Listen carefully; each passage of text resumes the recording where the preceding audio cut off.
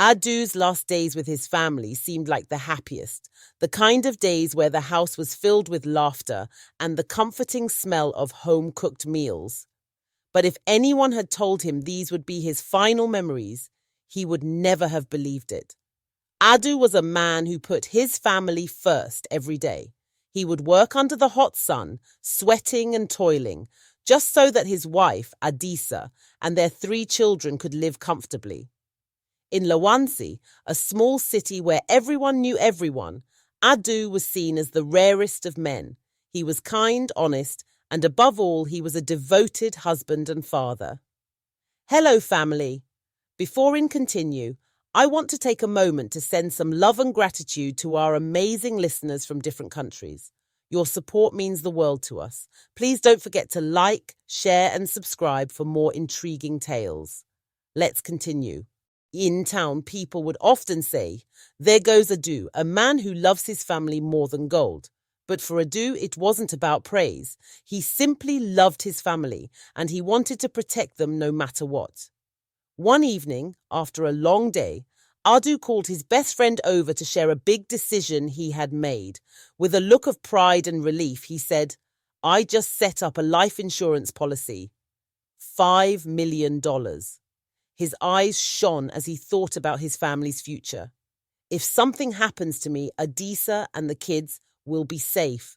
His friend listened, but his face turned serious. "Adu, are you sure about this? Money can change people. You've got a good heart, but sometimes even those closest to us can surprise us." Adu only laughed, brushing the concern away like a fly. "Adisa would never hurt me. I trust her with my life. She's the mother of my children. This is for them, for her." He had no idea that those words would one day haunt him. But as Adu confided in his friend, he had no way of seeing the quiet restlessness growing in his wife. It was clear Adu trusted Adisa with his life. But what Adu didn't see was how the cracks in their marriage had started to form. Adisa, who once looked at Adu with love and gratitude, began to feel a strange emptiness. Life in Lawansi was safe and steady, yes, but a part of her longed for something more thrilling. In the small city of Lawansi, news travelled fast. It was a place where every smile held a story and every silence carried secrets. Here, Adu and Adisa were known to everyone. Adu especially was admired. People would say, "Adu is the kind of man who loves his family more than gold." He was known for working tirelessly from dawn till dusk, often doing odd jobs, taking on extra shifts, all to make sure his family had everything they needed. But what most people didn't know was how hard Adisa's life had been before Adu entered it. She had faced a difficult and lonely upbringing, raised without family. Her parents had died when she was young, and she was left to fend for herself. Lawansi may have been a small city, but for a young girl without family, it could feel like an empty world. It was during one of her lowest moments that she met Kofi. Kofi was everything Adisa thought she needed at that time. Charming, daring, and quick with compliments. He made her feel special in a way no one ever had. But Kofi's love was unpredictable. One day, he would shower her with affection, calling her the most beautiful woman in all of Lawansi, and the next, he would withdraw, become cold, or even belittle her, leaving her questioning her worth. Kofi's affection was a confusing maze that often left her feeling hollow even though she longed for it. He would flirt with other women, often right in front of her, and dismiss her pain with a laugh. At one point, he even left her for someone else, leaving Adisa heartbroken and utterly alone. That's when Adu came into her life. Adu had heard about Adisa's struggles. He was a kind-hearted man who believed in second chances and the power of love. When he first approached her, Adisa was hesitant. After Kofi, her heart was guarded, afraid of being hurt again. But Adu was patient. He didn't shower her with empty promises or fleeting words. Instead, he showed his love through actions. He would visit her every day, bringing small gifts or a meal he had saved from his own portion. "I know you've been through a lot, Adisa," he said one day, his eyes full of kindness. But with me, you'll never have to feel alone again. I will be your family, and I promise I'll never leave you. Adu wasn't just offering her companionship. He was offering her a home, a family, something she had never truly known. And he didn't just say it. He proved it every single day. Adu worked tirelessly to make sure Adisa had a comfortable life. He rented a small house for them, and eventually they had 3 beautiful children together. Adu never went back on his word. He supported her dreams, encouraged her to start a small business, and took pride in every small success she achieved. With Adu, Adisa blossomed. She became a well-respected woman in the community, known for her kindness and her dedication to her family. For the first time, she felt like she belonged somewhere. Adu had given her the stability, love, and family she had always longed for. He had transformed her life in a way she couldn't have imagined. But as the years went by, a strange feeling began to creep into Adisa's heart. Life with Adu was safe, steady, and predictable. And though she had everything she had ever dreamed of, she found herself thinking about the excitement and thrill she once felt with Kofi. The memories of Kofi's charm, his daring nature, and the way he had once made her heart race came flooding back. Adu's love was genuine and kind, but it didn't have the wild, unpredictable edge that had once enticed her.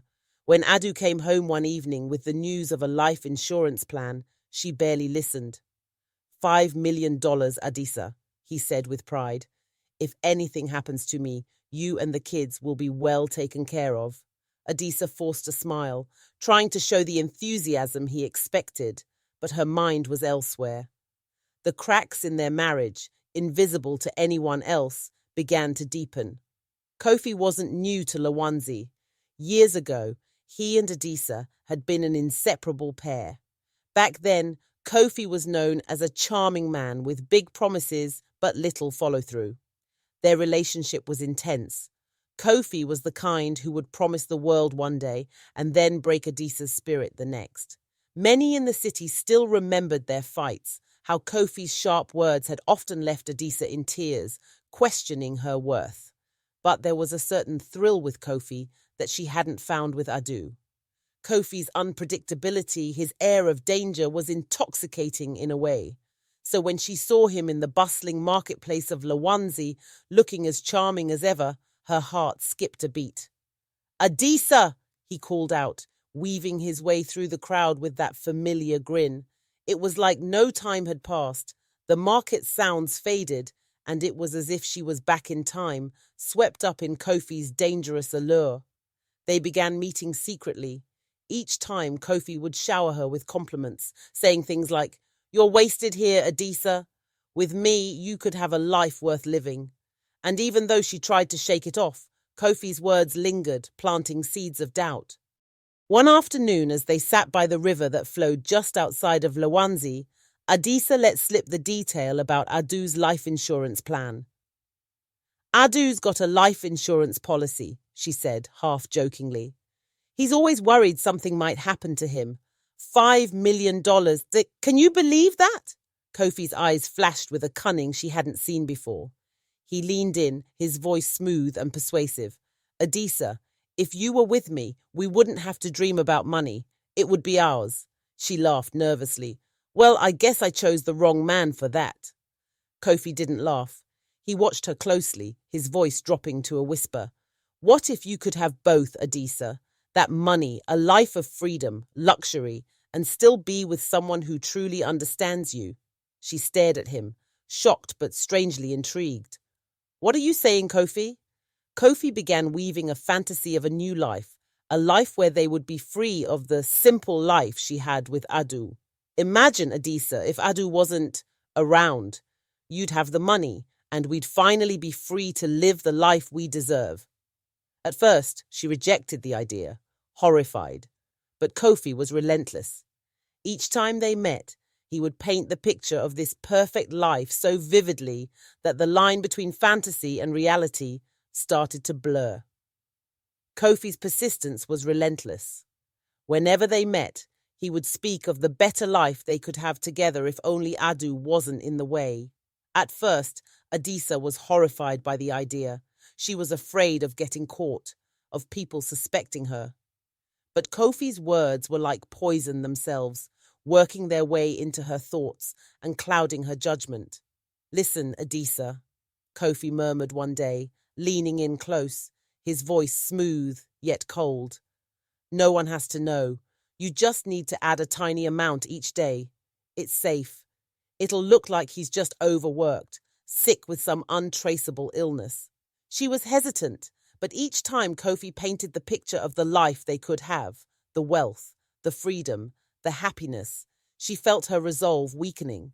The idea of finally having that better life became like a mirage she was desperate to reach.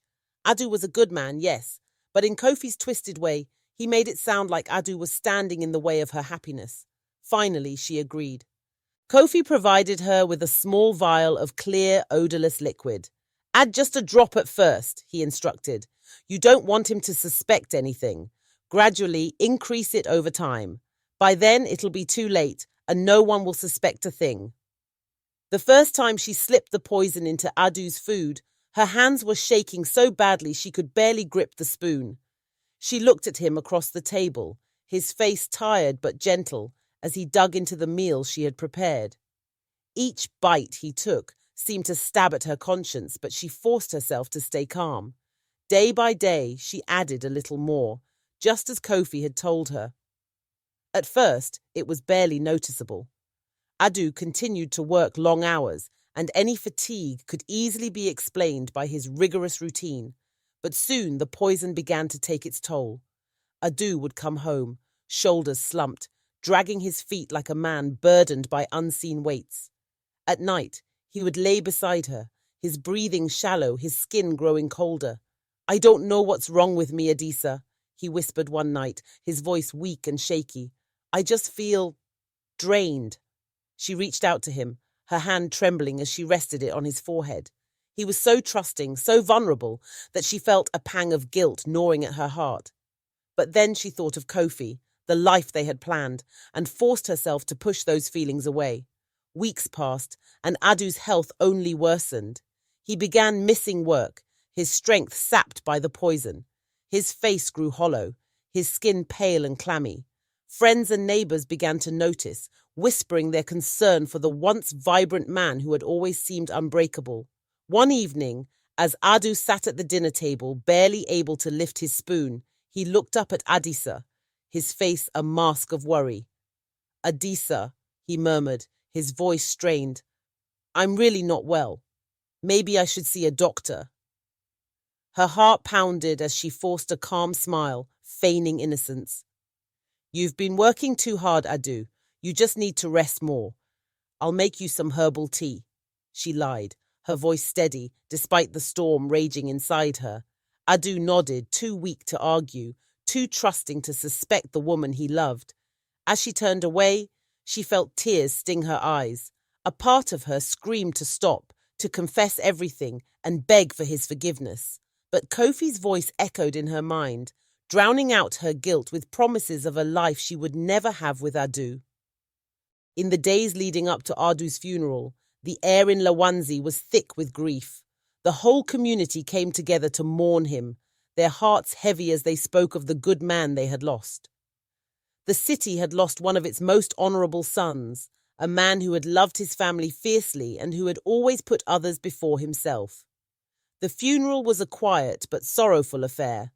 Women wailed, children sobbed, and men bowed their heads in respect. They all knew the weight of this loss, especially for Adisa and her children, now left without the rock that had held them steady. Adisa, dressed in black, stood at the front, her face carefully schooled into sorrow. To everyone in Lawanzi, she was the grieving widow. She held her children close, their small faces wet with tears, as if she was their only comfort. To the townspeople, it seemed that she was the picture of a devoted wife who had just lost the love of her life. But deep inside, Adisa was already thinking about the new life that awaited her and her children, especially with the insurance money coming her way. When the payout finally came, it was as substantial as Adu had promised. $5 million, deposited in her name. People in Lawanzi whispered in awe, wondering how she would use it. Some thought she might leave the city for a better life elsewhere. Others imagined her building a grand house or starting a large business. None of them knew the truth, that Adisa had been in secret meetings with Kofi, the man who had been carefully maneuvering her toward this payout all along. Kofi had made his move carefully. He waited until the money was in her account, then appeared by her side, offering comfort, pretending to be the supportive friend she needed. He whispered sweet promises to her, painting pictures of the life they could now afford. "We're free now, Adisa. You and I together with all the money we could ever need. We'll leave this small city behind and build a life far better than you've ever known," he said, his voice full of the charm that had once captivated her. But once Kofi had the money, his demeanor changed. Within a few short months, he grew distant, cold. At first, Adisa convinced herself that he was just adjusting to their new life. She tried to ignore the late nights, the times he didn't answer his phone, or when he would brush off her questions with a chuckle and a dismissive wave. But deep down, she felt the creeping realization that something was wrong. One evening, when Kofi came home smelling of a perfume that wasn't hers, Adisa confronted him, her voice shaking. "Kofi, who have you been seeing?" He laughed, cold and unapologetic. "You thought I'd settle down with you, Adisa? I'm a man who needs excitement, and you—" He looked her up and down with disdain. "You're just not enough." The reality of her betrayal hit her harder than she could have ever anticipated. She had destroyed her family, her marriage, her children's father, all for a man who saw her as nothing more than a temporary thrill. Kofi packed his bags that night, not even glancing back as he took her wealth, the money that had been meant to secure her children's future. He took every last dollar and left her with nothing. After Kofi's departure, Adisa's life fell into ruin. The wealth that had seemed like a guarantee of happiness was gone, and so was the man she had sacrificed everything for. Lawanzi quickly turned its back on her. Rumors spread, stories were whispered, and she became a figure of disgrace rather than the respected widow. The weight of what she had done began to sink in, pressing down on her chest until she could hardly breathe. But then the unthinkable happened.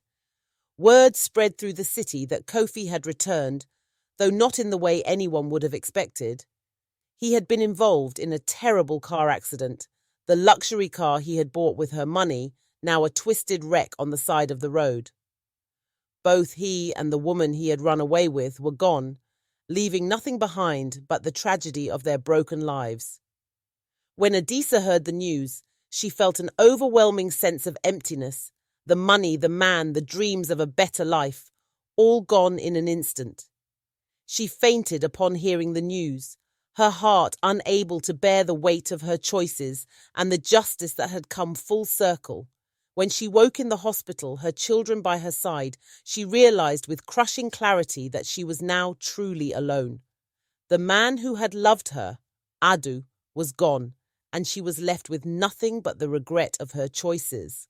Moral of the story: in chasing what seemed like greener grass, Adisa had destroyed the life she already had. True wealth and happiness isn't measured in money or possessions, but in loyalty, trust, love, and gratitude. Today, the people of Lawanzi remember the story of Adisa and Adu as a tale of greed, betrayal, and the cost of disloyalty. Adisa's life became a living reminder that true wealth isn't measured in money, but in love and loyalty.